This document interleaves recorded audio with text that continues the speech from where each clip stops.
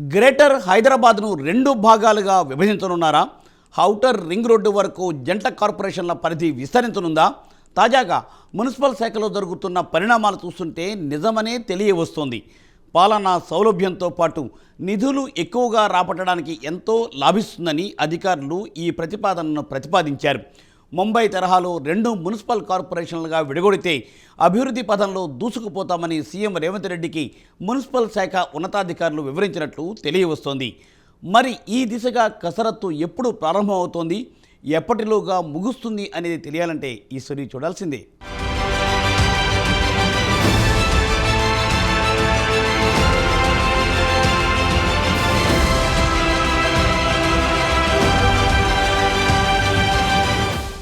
Greater Hyderabad municipal corporation తొందరలోనే రెండు ముక్కలు అవబోతోందా? ఒకటిగా ఉన్న గ్రేటర్ హైదరాబాద్ మున్సిపల్ కార్పొరేషన్ జీహెచ్ఎంసీని రెండు కార్పొరేషన్లుగా విభజించబోతున్నట్టు సమాచారం అందుతోంది.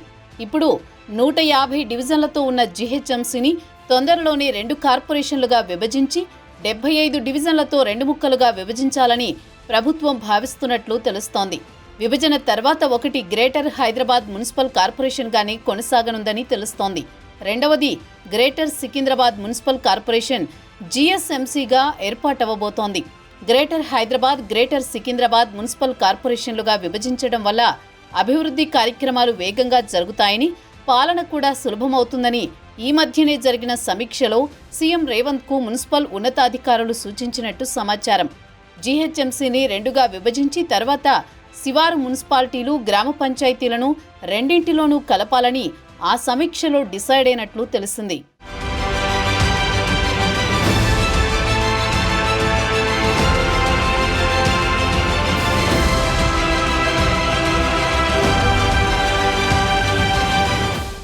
గ్రేటర్ పరిధిలోకి శివారు ప్రాంతాల్లోని మున్సిపాలిటీలను, పంచాయతీలను కలిపేసి మెగా కార్పొరేషన్గా ఏర్పాటు చేయాలని గతంలో అనుకున్నారు. అయితే దానివల్ల లాభాల కన్నా నష్టాలే ఎక్కువగా ఉన్నాయని సమీక్షలో ఉన్నతాధికారులు రేవంత్కు వివరించారు. పైగా జీహెచ్ఎంసీని రెండుగా విభజించడం వల్లే వచ్చే లాభాలను ఉన్నతాధికారులు సీఎంకు వివరించినట్లు తెలుస్తోంది. అధికారుల వాదనకు రేవంత్ సానుకూలంగా స్పందించినట్టు సమాచారం. అభివృద్ధి వేగంగా జరగడానికి నిధుల కేటాయింపు, సిబ్బంది పర్యవేక్షణ, పాలనకు సంబంధించి ముంబై మున్సిపల్ కార్పొరేషన్ను ఉన్నతాధికారులు ఈ సందర్భంగా ఉదాహరణగా చూపించినట్లు తెలుస్తోంది. ఒకటిగా ఉన్న బృహన్ ముంబై మున్సిపల్ కార్పొరేషన్ను రెండుగా విడదీయటం వల్లే నిధుల కేటాయింపులు ఎక్కువగా జరిగి అభివృద్ధి కూడా వేగంగా జరిగిందని అధికారులు వివరించారు. ముంబై మున్సిపల్ కార్పొరేషన్ మాదిరి జీహెచ్ఎంసీని కూడా రెండుగా విభజించడం వల్ల జరగబోయే అభివృద్ధిని రేవంత్కు వివరించారట. దీంతో మున్సిపల్ కార్పొరేషన్ల అభివృద్ధికి కేంద్ర పట్టణాభివృద్ధి శాఖ నుండి కూడా ఎక్కువగా నిధులను రాబట్టవచ్చని భావిస్తున్నారు.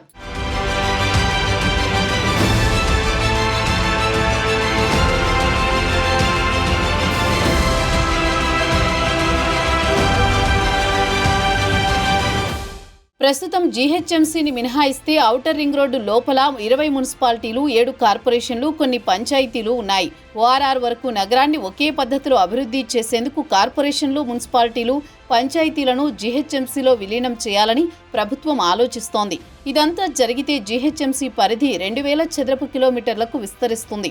హైదరాబాద్ను ఓఆర్ఆర్కు హద్దుగా చేసుకుని లోపల ఉన్న ఈ 2000 చదరపు కిలోమీటర్లను రెండు కార్పొరేషన్లుగా, అంటే చెరో 1000 చదరపు కిలోమీటర్లుగా విడదీయాలన్నది ఉన్నతాధికారుల ప్రతిపాదన.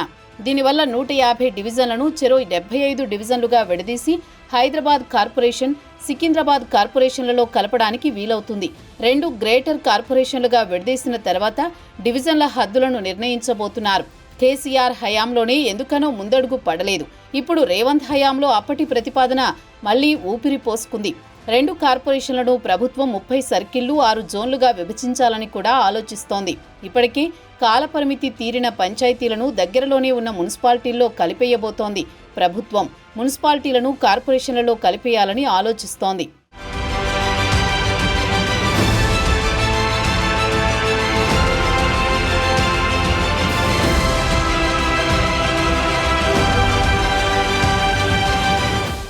విభజన కసరత్తు వీలైనంత తొందరలో మొదలుపెట్టి ముగించేయాలని సీఎం రేవంత్ ఉన్నతాధికారులకు ఆదేశించినట్లు తెలుస్తోంది. ఒకవేళ ఓఆర్ఆర్ లోపల ఉన్న మిగిలిన కార్పొరేషన్లు, మున్సిపాలిటీలు కూడా 2 గ్రేటర్ కార్పొరేషన్లలో విలీనం చేస్తే డివిజన్ల సంఖ్య ఒక్కో కార్పొరేషన్లో 100 వరకు ఉంటాయని అధికారులు అంచనా వేస్తున్నారు.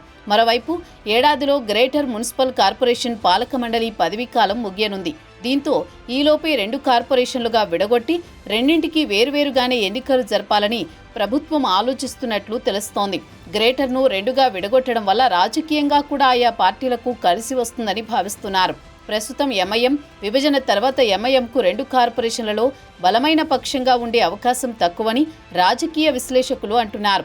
అసలు ఈ విభజన ఏ ప్రతిపాదన కింద జరగబోతోందో అనే అంశంపై కూడా ప్రాధాన్యత సంతరించుకుంటోంది. మరి ఈ కసరత్తు ఎప్పుడు మొదలవుతుంది, ఎప్పటిలోగా ముగుస్తుందనేది తెలియాలంటే కొంతకాలం వేచి చూడాల్సిందే మరి.